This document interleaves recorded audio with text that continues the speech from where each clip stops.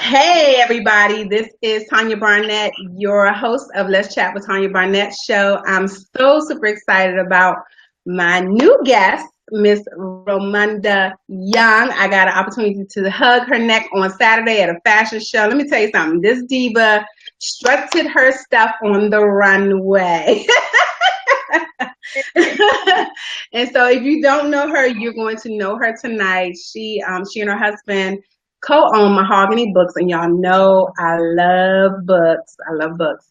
So I'm honored to be able to have a Black bookstore. Y'all know they're closing, so I'm very happy to be able to support a Black bookstore. I hope my mama catches this Facebook Live because that's where we always went, Black bookstores. So welcome, Ramunda. Thank I'm excited to do this. Awesome. Your screen is a little stuck, but we're going to work through that. But I just wanted to let you know you're a little stuck. Right. There you go. Now you're back. Okay. So can you tell us a little bit about Ramunda Young and how Mahogany Bookstore started? I know your story, but those watching may not know your story. Absolutely. So yes, Ramunda Lark Young, my husband and I, Derek, started Mahogany Books. Wow. It's been about 10 years now, believe it or not, 10 years ago. And we both have been in books for a long time in the book industry.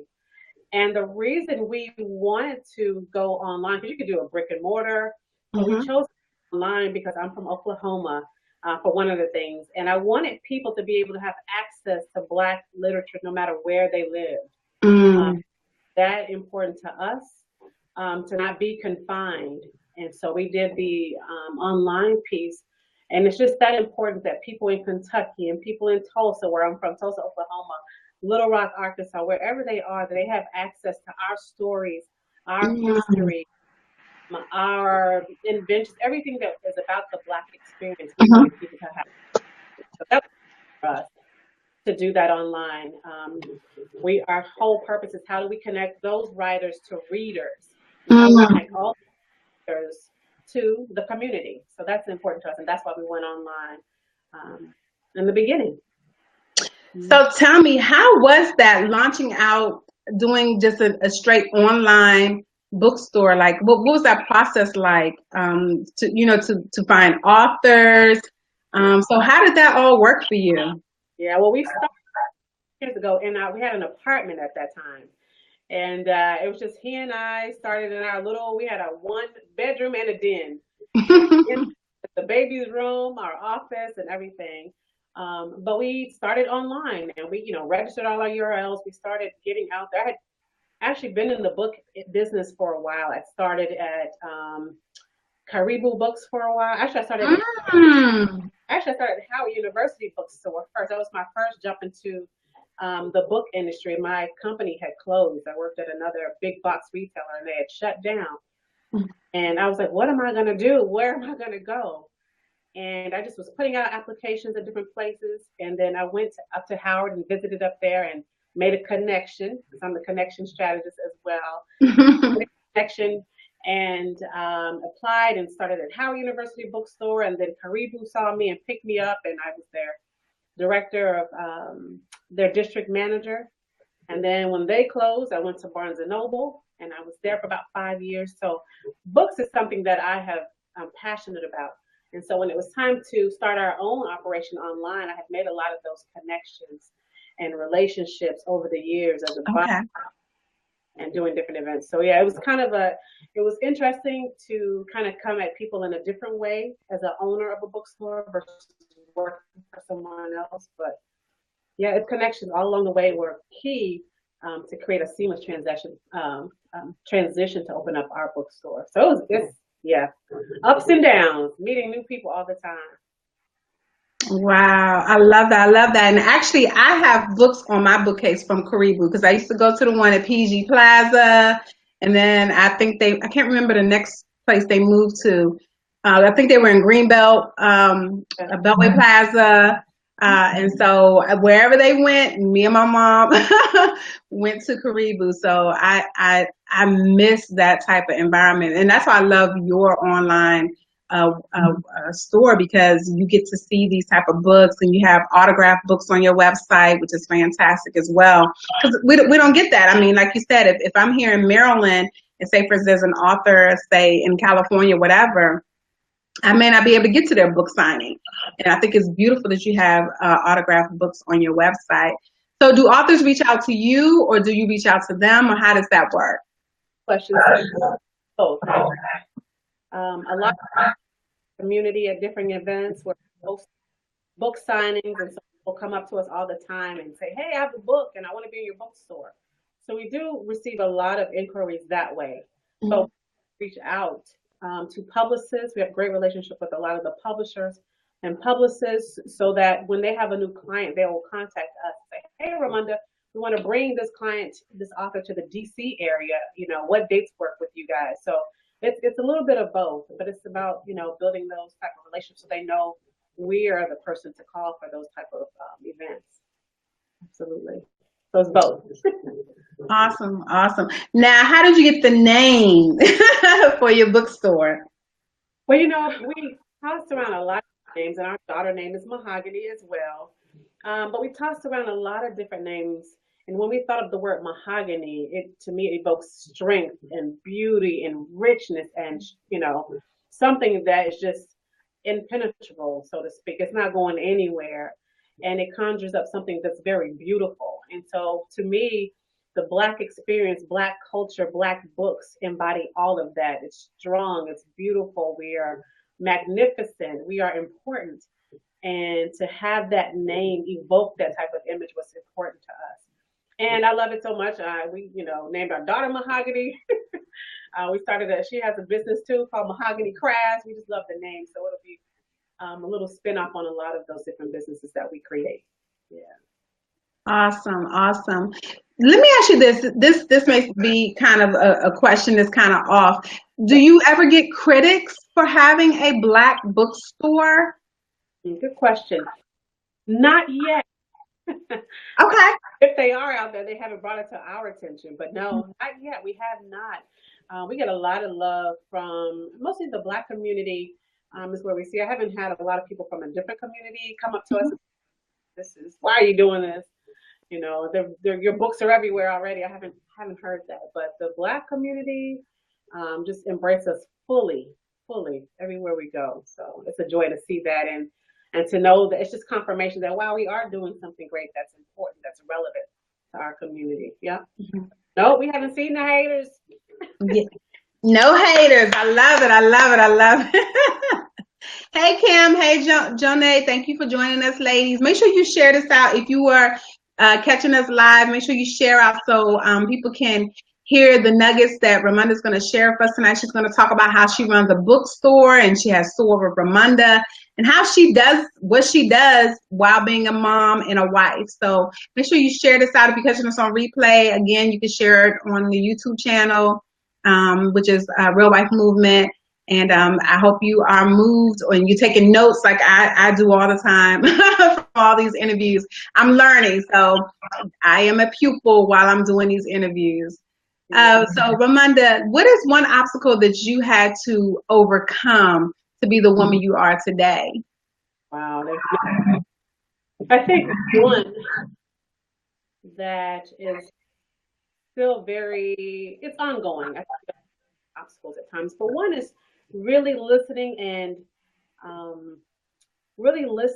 affirming my own voice, right?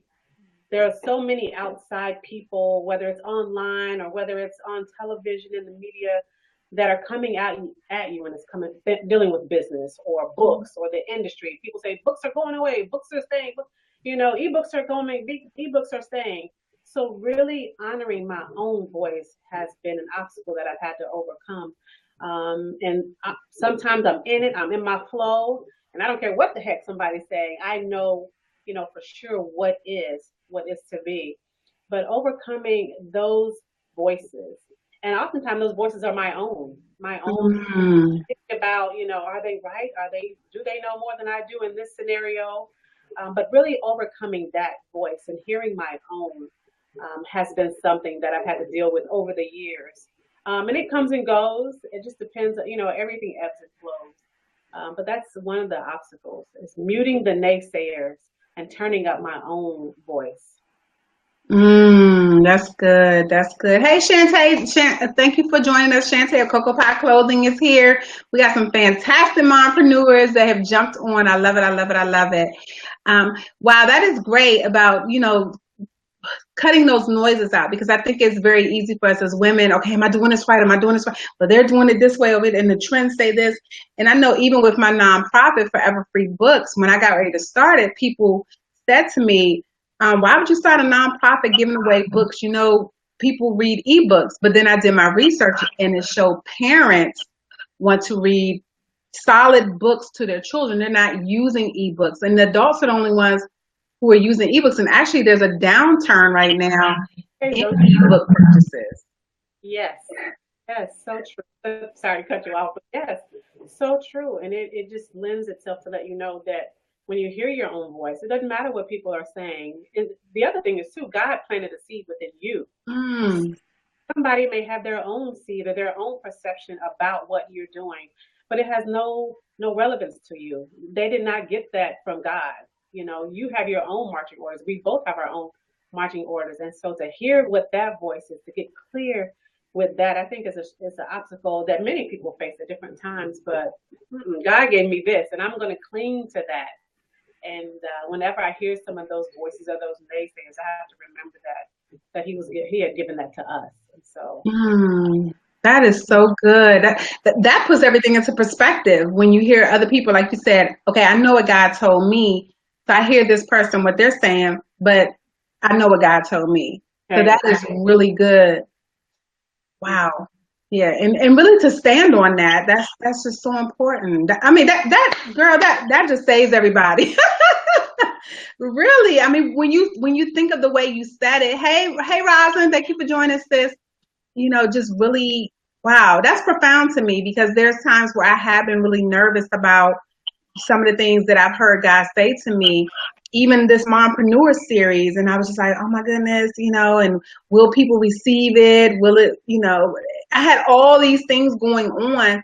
And then I had to tell myself, God told me to do it. I'm just going to go forward. And the people that's supposed to be a part of it will be a part of it. And the people that's not, it's okay. And that's the other thing too, that whole rejection piece too.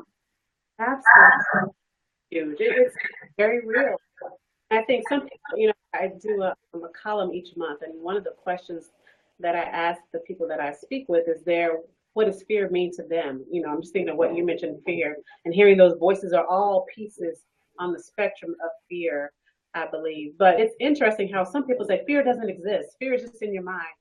And a lot of the other women, I mean, these are powerful, dynamic women who are out there in their communities, who are leaders, who have national platforms, and they still have to overcome those voices, that negativity that sometimes allows us to doubt ourselves and not walk in the greatness in who we are. But I mean, to say that it doesn't exist, I mean, everybody has their own perception of it, and I honor that. But it does in some form, and it's whether it's fear or nervousness, those things are back there. And we have to check those things when they come into our space and change how we react to them. So it's interesting to hear all the different people and their perceptions of it too. Right, right. And it helps us to know that we're not alone in dealing with some of these things, because people probably see you and your column and all these awards and accolades that you're getting, and not knowing that, okay, wow, she has to fight through some things too, to stay where you are, because sometimes it's easy just to fall back, but to keep going is a challenge. And so I think it helps women to hear you even say that, hey, I have some challenges too. And if I can get through them, you definitely can get through them. Yes, absolutely. It's so funny you say that, because social media is interesting. You get this image here, and those things do happen. Whether it's a slice of time or what, so those things occur. But a lot of times people don't see those behind the scene thoughts or actions or things that you have to overcome. They just see this 24-hour little blitz on your timeline, and there's a whole day that occurred before that picture went up or before you got to that awards event and received that. So yes, it's important that people know, that there's a lot of different sides to all of this, all of it. Awesome, awesome. So how do you manage Mahogany Books and Mahogany Crafts and Little Miss Mahogany? How do you manage all that? Because I'm sure, running your online bookstore takes different effort than it would, like, say, a bricks and mortar. So how do you manage being a mom and making sure Mahogany gets what she needs from you? Girl, that is another hour. Well, we'll have you back. Yeah, well, it's a lot of different pieces. I'm fortunate to have be married to an amazing brother. I mean, amazing. And so we are co-owners of Mahogany Books, and we have different roles and different strengths that we really play into. Mhm. So having him to lean on is huge, to be honest. And I know everybody may not have that piece there, but for me, that is the anchor for me in this business. But the other thing is having those type of tools. He and I have to communicate all the time. Mhm. We have 8 different calendars on our phone for things that I do, things that we do together for our family, things that he does by himself, things that Mahogany Books has to do. So having that type of technology, that type of tool there for us was key. Because in the beginning, let me tell you, honey, Mahogany might have been left on the curb if we didn't have, we couldn't coordinate it, didn't know where she was. She'd be out there, that could have easily happened. And a couple times we got close because there was so much going on. We had a book signing, or whether it's a meeting with an author that was happening. Maybe he made the connection and needed to go meet with the author, and I had to go pick her up. But that constant communication, having that calendar in place has been critical for us. I mean, right now it's crazy. If I don't have my phone, if I don't have my calendar in front of me, I really don't know where I'm supposed to be. It can be that hectic when you're running, several different operations like that. But it's communication, and also realizing that I can't do everything. I used to be like, you have this facade. We've had this superwoman cape on for so long. A lot of Black women, a lot of women in general, we have to do everything. And I had to step back and say, you know what? Her hair might be looking crazy today. She got a lot of hair on her little head. Her hair may be looking crazy today, or the dishes may be in there. Something may not get done. And having to be okay with that is what I had to grow to. And it's still, I can't front. Some days it still bothers me. It's still something that I have to work on. But knowing that it's okay not to have all the pieces in place, and being okay with that. But juggling, that's a lot of juggling. It is, but I love it. I thrive in it. Some people don't. Some people, it can be crazy for them. But I know this about myself, that I thrive in it, and he knows that too. So he supports me in that way, and having that communication with him is key. Wow, that is, I love that you said communication and that you guys have calendars. Actually, my husband asked me this weekend to put Google calendars on his phone so he can keep up with everything. Because he was like, "Where are you going?" Oh, I didn't know. I said, "Babe, it's because we have a dry erase board calendar in our bedroom." And so I put all my stuff in green, all of his is in purple, my daughter's is in red, and my son's is in blue. So that way everybody can see what's going on. But I'm like, dude, we got to sync up some calendars. So, if you're in DC or I'm in Maryland, we know what's going on. And like you said, Saturday, my son needed a ride to and from football practice. And it was like, okay, how are we doing that? Because I got one place to go. He has someplace to go. And thank God a parent brought Yakeem home. Mm-hmm. But even something like that, we almost dropped the ball on that, making sure he got home. So it's really important, that communication piece, the calendar piece.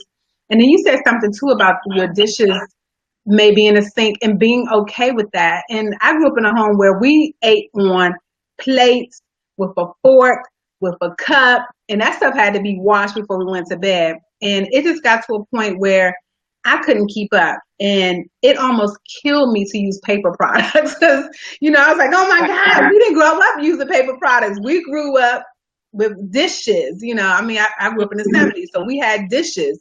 And so once I made that transition to paper products, it was like a whole nother, I had time because now you're throwing this stuff in the trash, but I had to be okay with that. And I really struggled with going from plates to paper products. So Isn't that something how that we were raised with us and that but I agree. We started doing we still do regular plates, but there are moments I will go buy a stack of paper plates from the local wholesale place and everybody's happy. There's less dishes in there.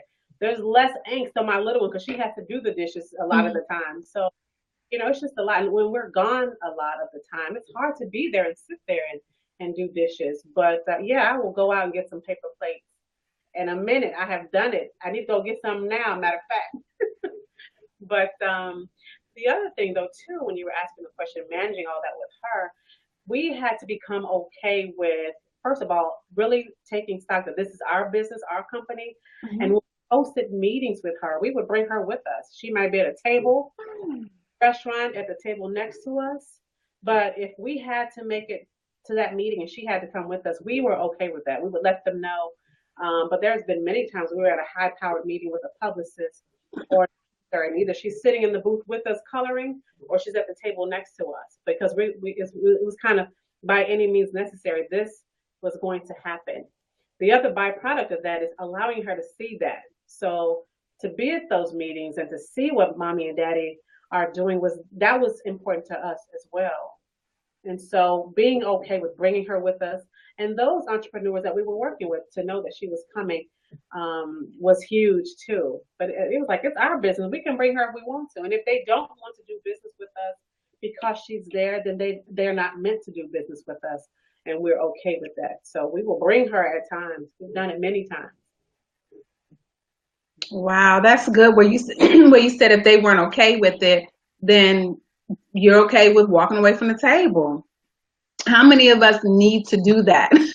So, ladies, if you're on here and you're struggling with some things, take Ramonda's advice. You have to sometimes you have to leave some things on the table if it doesn't line up with your values. And that's what it sounds like to me. Your daughter is part of your value system. She's part of, what you and your husband are doing with, and it's important. It sounds to me that she's a part of the process, that she's seeing the behind the scenes, the entrepreneurship. I mean, sitting in on executive meetings and coloring, she's absorbing something. And so you're setting her up for her future, especially with mahogany crafts now. And I remember meeting your daughter actually in Virginia.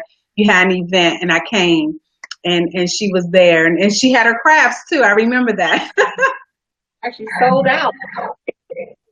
So, Yeah. and do you see what I'm saying? So now she's there and she's able to, go to market with mom and dad and show her products. So I love that. I love that so much because a lot of us just our children have no clue what we're doing when we walk out that door to go to a meeting or whatever. And that's something that I do. Hey, Mimi Cute Lips just joined us. Um, Hey. one of the things that I do also is I negotiate when someone asks me to come to an event. Sometimes I negotiate with my plus one and say, hey, I have a 16-year-old daughter. I would love for her to come along. And so my daughter's been able to meet people. Sometimes she'll go as my photographer. A lot of times she's the one who's taking notes for me. And so now she's really interested in the PR arena because she's been able to go to events with me. So I think it's just really key for parents to understand that we can bring our kids along because we're mompreneurs and we're raising up the next generation. I don't want my children to work for anybody. I know what that stress is like, So I just think it's great that you have Miss Mahogany going along with you guys. So let me ask you this. How do you make time for the honey? Girl, have the honey. No honey. No. But you know what? We have to be very intentional, very, very intentional with our time. And there's different schools of thoughts on with a lot of people who comes first in a home. If you're the husband or the wife, does your child come first or does your spouse come first? And for us, everybody's different, but for us, the spouses come first in our home. So honoring him and making time for him is critical. Does that say that I don't love my daughter or diminish her in any way? It does not. She's as valuable as anyone in this household. But we decided a long time ago. We went through premarital counseling. We've been married almost 15 years. Hey. I love it. Black love. Yes. And I will never forget when our pastor, when we were going through that premarital process, that he said, you always have to make time for your spouse. And You have to create that culture in your home. And that culture starts with the two parents in that home. And that culture is, how do you celebrate holidays? How do you deal with discipline? What is that culture that's going to be created in your home looks like? And that type of culture comes from communication. It comes from time being spent. And for us, that was important to get that time away from her to continue to create our culture of our home. And so we are intentional with date nights. And we've been doing this probably, wow, we've been married 15 years, probably about 12 of those years, to where when it's usually every couple of weeks, um, when that he gets to decide and I get to decide. So how it really works is this. So when it's my turn to do date night, I get to choose where we go. I don't care if it's going shoe shopping or going to IKEA. It's what I want to do, right? Right. And the other half of it, the most important part of it, is that the spouse has to come with a willing, open spirit, right? That's good. And I'm really big on, if you come in with me and bringing a negative, sour energy with you, don't come. This ruins everything, right? Don't bring that. This is our time out. Hmm. You may not want to do, but the whole caveat is that other spouse has to come with an open, willing spirit to do that. I have to go if he wants to go watch a football game at a sports bar. If that's what he chooses to do, I have to go with the open, willing spirit. And it has been so great. I get to see a little bit more into things he likes. So I don't really have to go to the sports bar, right? But if that's something that he enjoys, I get to go and see him in his element. And he gets to go and see me in my element. If it's just walking around shopping, if it's going to a great brunch place, he has to go and bring that type of energy, open spirit with us, with him. The other thing is, it's whoever is planning the date, they have to get the babysitter, right? So a lot of times, the default is on the woman. A lot of times, Hmm. the young household, the default is whoever turn it is to plan the date, they have to get the sitter. The other person shouldn't have to worry about anything but to show up and go on that date. And I love it. When it's date night, he's taking care of the sitter. They know when to arrive, or we know where to go take her, and vice versa. When it's my turn, I make sure that all that's lined up and Hmm. take those turns. And nobody gets to go two turns back to back. We alternate. If it's a movie he wants to go see and I don't want to go see the sci-fi, I will go with an open and willing spirit. Wow.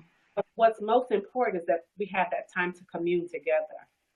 And it's about moving our own selves out of the way and celebrating what he likes to do. And for us, that has worked wonders. We have a great time. And it's about us, putting the other person forward first in that. Wow. Mimi said her and her husband need this system. Yeah. Wow. And think about it. I mean, if you're doing it on every other date, that's like you said, you don't have to think about anything. You just say, okay, what day we leaving? Where are we going? I Yeah. love that. Yeah, and the other thing is, if we're really honest with ourselves, there are things that your husband does that you be like, oh, I don't want to go do that, and Mhm. there's things that I do that he's like, I don't want to go do that. If I wanted to go to this great hip hop club or hip hop lounge, and he happens to love dancing, so we would be all right there. But Mhm. that I really wanted to do, this is my opportunity to say, hey, this is something that's important to me. I want you to come and enjoy this type of activity with me. And it's just been fun to kind of see what he enjoys and what I enjoy too. So yeah, it works. I love it. Wow. And I'm thinking too, with you saying that you get to do something, you probably get to do something different all the time then. You're not doing the same thing over and over again. Mm. Yes, we've gone to pool halls. He loves playing, pool. I'm not so good, so pool halls. We've done zip lining. We've done whitewater rafting. The movies, of course, different restaurants, different hotels where we check in and go and have that time by ourselves. Or I'll surprise him and pack up all of his things and take him to a hotel if it's my turn. So yeah, it's I love it. We try to keep that schedule just about all the time. To where we alternate like that. We definitely do. Well, I think I'm going to incorporate that. I know I have not, I'm saying on live TV, I have not had a willing spirit. And I think Mimi done said she's been convicted. She said she got to work on her spirit. You are helping us, like for real. Just last week, my husband asked me to go to a marriage ministry event. I did not want to go. I mean, I was in bed hoping he was going to forget. And I didn't talk to him the whole ride in the car. I was terrible. So Ramunda, I repent right now. But you know, it's such a kicker though. That type of attitude sets the tone for the night. You know what I'm saying? That somebody mad that you, I'm going here, I don't like football, or mad that we going to the shop or whatever. That impacts the entire time. So usually, you know, the intimacy happens outside of the bedroom first. Mm-hmm. You've already started out that evening or that afternoon with the type of energy you brought, then don't expect something later because you already set the tone. Because if you're not being open and willing just to do something that the other person wants to do, we're not talking about you committing your life to something. We're talking about going out on a date now. So we have to look at our marriages as that they are that sacred, that they are that important, that we can remove ourselves and go and celebrate this other person and what they want to do because it impacts everything. It does. It does. And thankfully, in the car, I just prayed and I was like, God, you know, I really don't want to go. I was like, let there be something for me at this event. And Mm-hmm. I love to dance. And it just so happened that night they had a DJ and they played old school hip hop at the church. The whole night they played old school jams. And me and my husband danced all night long. I had so much fun. And Mm-hmm. so with you saying that now, I am going to change my heart, you know, because we could have had a good time in the car on our ride, all of that. And it just wasn't on my radar. So I'm going to do better. I'm pledging to you as my sister, my accountability partner now. I'm going to do better in that area. High five. Awesome. Awesome. So with all of that, how do you find time for yourself? How do you take care of Ramunda? Yeah, that's just to me.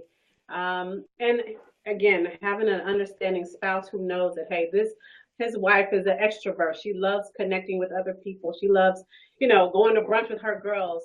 And so he and I, every month, we try to, as much as we can, we have mommy day and we have daddy day, right? And so mommy day, he knows that this is the day. It's on all of our calendars, on Mahogany Books calendar, on the house calendar. It's on all our calendars. But he knows that that's the day that he has mahogany all day.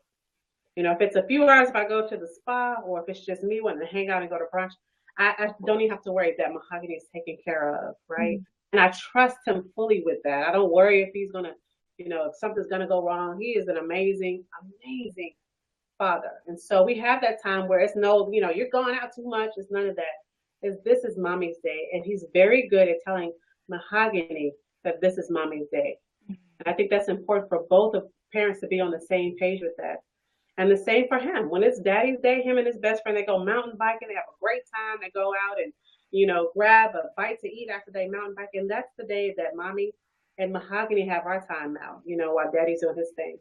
And it's very important that we have those separate spaces that we can enjoy our friends or enjoy things that we want to do. Maybe it's just going to a movie by yourself, a movie that you want to go see, a chick flick or whatever it may be. If your date night is already passed and the movie's about to end, you might have to go by yourself. But yeah, it's both of us being on the same page with mommy day and daddy day, and it's on the calendar. And so we're both aware that we need those times to just be ourselves, to go do what we want to do. And he's okay with that, and I'm okay with that too. That is awesome.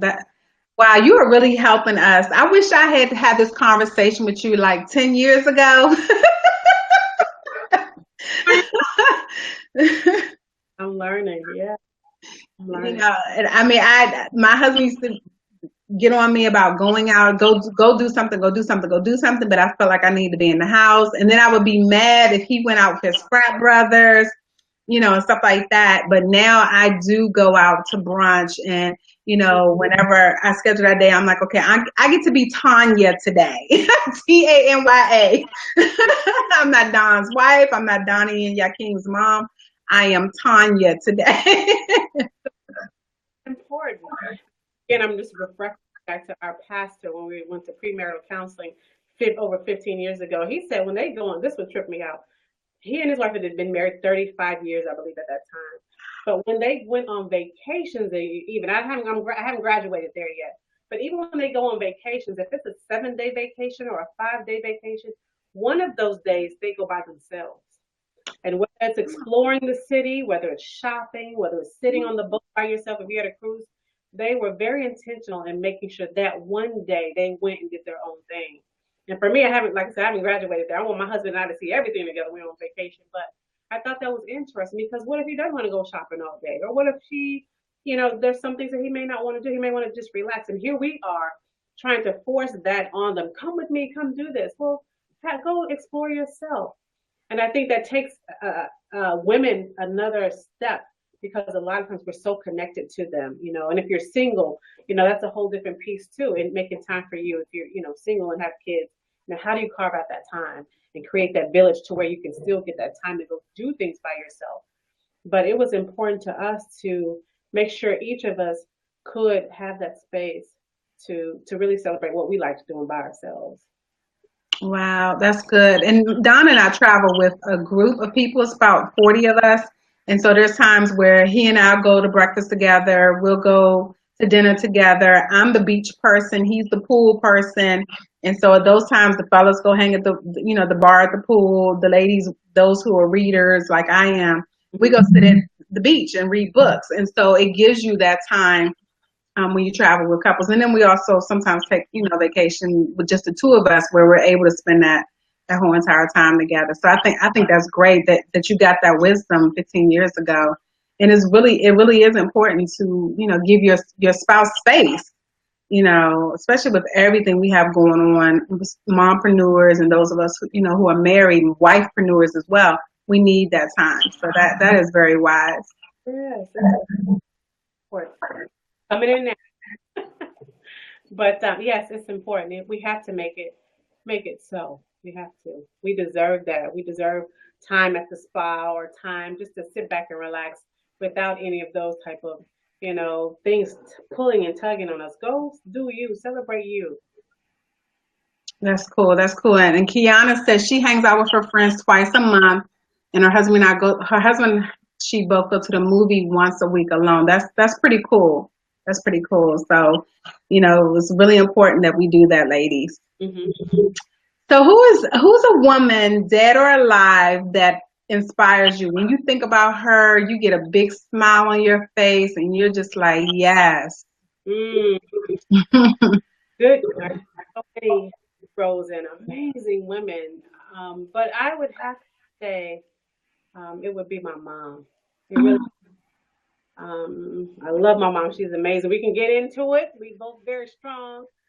But for her to have raised 4 kids, it's 4 of us, and to do it with not a lot of money, and for me to look back on all those years with fond memories, with fond experiences, it just blows my mind. I'm like, how did she even do 3 heads of hair when I struggle with one? I'm like, who does that?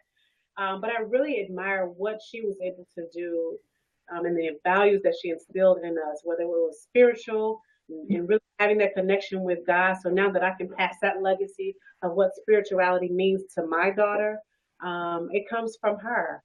And it's not all these people with all these degrees and all that. She doesn't have all those degrees, but she is powerful. She is dynamic. She is grounded and very wise. And I appreciate that. And I learned so much from her. So she would be the person who inspires me the most. There are many others, but she inspires me the most. Yeah. That's beautiful. That is so beautiful. And God bless the 3 heads ahead. No, ma'am. No, ma'am. Yes. I don't know how she did that. I told my daughter hit 5th grade, she got locks. I was like, I cannot do this anymore. Oh my goodness. Yes. Yeah. Well, can you leave us with a quote or a scripture, a saying, a song that keeps you going on those days where you're just like, I do not want to get out the bed, and you just meditate on that quote, scripture, or saying? Sure. Well, I have 2. Okay. I'm a bookstore owner, so I have a book that I keep here. It's called, I don't know if you can see, it's probably backwards, but it's by Oprah, and it's What I Know for Sure. Mm. But what I know for sure is a small, amazing book full of insight about joy, about um, resilience, so many different things. But what I know for sure is powerful, and I pick it up from time to time. It talks about connection. It talks, I mean, so many pieces that I love to kind of refer back to. So what I know for sure is one, and it is available at mahoganybooks.com. I But know that's right. But one of my favorite scriptures that I talk to, I give it to people, I tell it to people, and I think I'm trying to make sure I have it written down so I remember it. I try to keep it on my desk here. But it's Philippians 4:6, and it's be anxious about nothing, but in everything by prayer and petition with thanksgiving, present your request to God. But that be anxious about nothing, don't make me start tearing up right now, because as women, there are so many things that we juggle. There are so many things that we have on us, and we carry that anxiety. We carry that level of I'm supposed to be achieving this, or I'm supposed to be all of this with us. And when the Bible says be anxious about nothing, it didn't say one thing, honey. It said be anxious about nothing. And in doing that, also giving thanks, standing and being thankful for whatever those things that are coming our way. So be anxious about nothing. Philippians 4:6 speaks to me all the time. You know, so much that we, like I said, that we deal with. We have to take a step back and say, you know what, whatever it is going on, whether it's relationships, whether it's the business, whether it's finances, be anxious about nothing, but in everything by prayer and petition with thanksgiving, present your request to God. And I think we have to remember that all the time, instead of keeping it and holding it, to let it go and to give it over and to keep moving forward. And what we know to be true, that it's already handled. So that's the quote, that's my scripture that I lean on often. That is so good. Wow. And the beautiful part I like is with Thanksgiving, that Girl, that's towards the end with Thanksgiving, not complaining. Thanksgiving. And that's I love Philippians. I mean Philippians 4:13. I can do all things through Christ who strengthens me. I mean just Philippians 4 is just yeah, you could chew on that all day, every day. that's right. But thank you so much, Ramunda, for being my guest tonight on Let's Chat with Tanya Barnett. I am honored. You have dropped some marriages are going to change tonight because of you. I know I have pledged that I'm going to have a willing and giving spirit. That's what you said, willing and giving spirit. For now on, my husband wants to do things that are out of my comfort zone. I'm just going to do better, and I'm going to give to him, and I really appreciate that. That was just on point for me tonight. It really was. Thank you. And you, honey, let me just say this real quick before we end.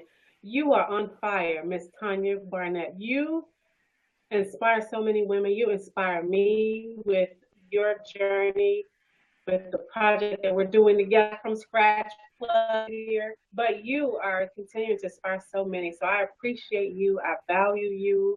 I admire you. And I wish you all the best, honey. And I appreciate you for everything that you're doing for women, for leaders, and for entrepreneurs. Thank you. Oh, thank you. That means a lot to me coming from you. It's a faith walk. I'm just doing what God tells me to do, and the rest is to Him. I'm not going to be anxious. Yes. I'm going to go forward and just do what He tells me to do. And it's women like you who just when I see what you post on Facebook and on social media, the quotes and it just really girds me up to know that I can do this. Just your energy, your love, your support. It's all to Him that He gets the glory out of all of it. So I thank you. Thank you. Thank you so much for joining me tonight. Yes, thank you, twins. I know, right? And we look good too. Well, thank you again. If you enjoyed what you saw tonight, make sure you follow Ramunda and you go to her website at ramundayoung.com. And she does have a freebie for you, a free download. So, Ramunda, you want to tell them what that is? Absolutely. But with Ramunda, I'm also the connection strategist, and it's key for me to teach women how to build authentic business relationships. And that comes in a myriad of ways to how do we put ourselves in the room to where we're at the conversation or at the table where deals are being made. And so Contacts to Contracts is my pre-downloadable teleseminar that you can get and teaches you and arms you with tools, techniques, and skills on how to walk into that room and how to build connections and walk away with business for your business. And so it's available at ramundayoung.com. You'll see it on the homepage. You can click the button there. That's for Contacts to Contracts. And let me know what you think about it. Awesome, awesome. So make sure you follow her. She is on social media at Soar with Ramunda. I love that, Soar with Ramunda. She always is posting something positive, something uplifting, something that just speaks to your core at that moment when she posts it. I don't care if you come back to it 5 hours later. It's just so appropriate. It's right on time. So definitely make sure you follow her, Soar with Ramunda.